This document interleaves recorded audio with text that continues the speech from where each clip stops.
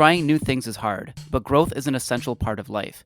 If you're looking to take your next big step or change your direction, but don't know where to begin or how to even start, seeing how someone else successfully managed this in their life could be priceless. Shifting Gears, the ultimate roadmap to crafting your legendary brewery or restaurant, a new book by Jake Losey, might be exactly what you're looking for. See, Jake and his wife Kaylee opened a brewery back in 2019 with a dream and pretty much no experience. I probably don't need to tell you this, but COVID struck shortly thereafter. Not an ideal situation for a brand new business of any kind, let alone one that would be literally forced to close its doors. Despite that setback and many more, they not only managed to stay open, now they are thriving, and Presidential Brewing Company has become the cool neighborhood hangout they both envisioned it would be, and also one of my favorite places.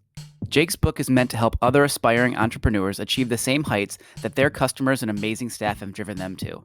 He hopes that he can help fast forward the amount of time it takes you to build an idea from neutral, great idea, no movement, to legendary, a thriving brewery or restaurant.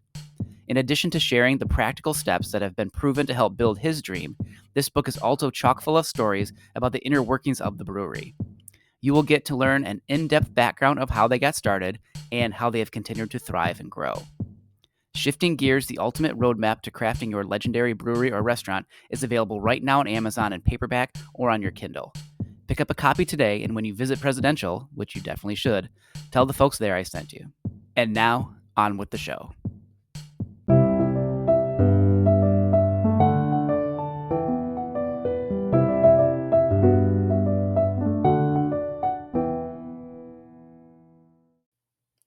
This is Lessons We Forgot, and this episode is called Winning versus Not Losing.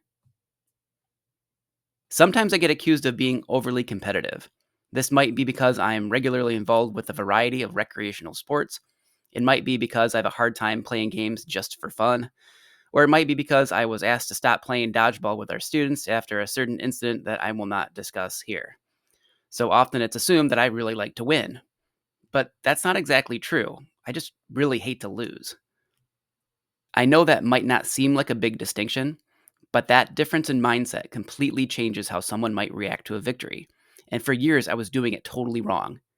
It took me way too long to figure out, too, like an embarrassingly long time. Luckily, one of my really smart friends helped me understand that when you win, you should feel elated. And some of you are saying, of course. This is especially true if you succeed at something you've worked really hard on for a long time. In fact, there are a few things that feel better than succeeding at something you've poured your heart and soul into. Unfortunately, I was not familiar with that experience. Instead, when I won, my most palpable feeling was relief, as in, yay, I didn't mess up or fail this time. Growing up, my parents would sometimes even comment that I didn't really look happy after winning.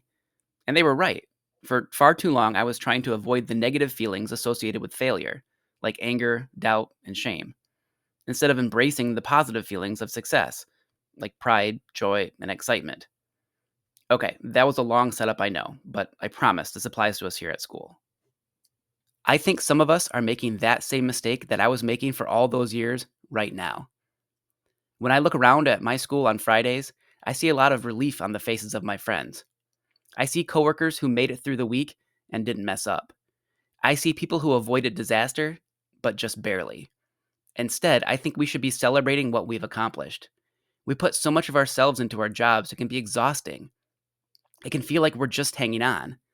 We take on so much, we have so much on our plates, and we face major challenges every day. Looking honestly at what we do, though, we aren't just not failing, we're winning. Every day we greet hundreds of children in our classrooms, making them all feel welcome. We teach them academic skills, social skills, and life skills. We get them ready for tests, for high school, and for life. And just like how runners feel at the end of a long race, we sometimes have just enough energy to cross the finish line. But we cross that line every time. You win, we win, and especially after some of the weeks we've had recently, let's actually celebrate our victories, which are too many to name here, and not just feel the relief that comes at the end of a long week. Yes, we can relax and slow down at the end of the week, but remember that when you finally do sit back and relax, you're doing it on a podium. You worked really hard, and you won this week.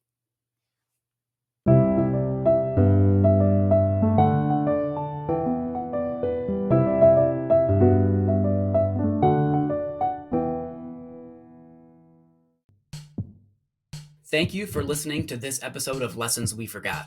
I'm the host, Chris Winkle. You can contact me at lessonsweforgot@gmail.com, and please do. I'd love to hear what you think about the show and any suggestions you might have. If you enjoyed this episode, please share it with a friend. That is the best way to help grow the podcast. If you want to hear more Lessons We Forgot, we post new episodes on Sunday nights.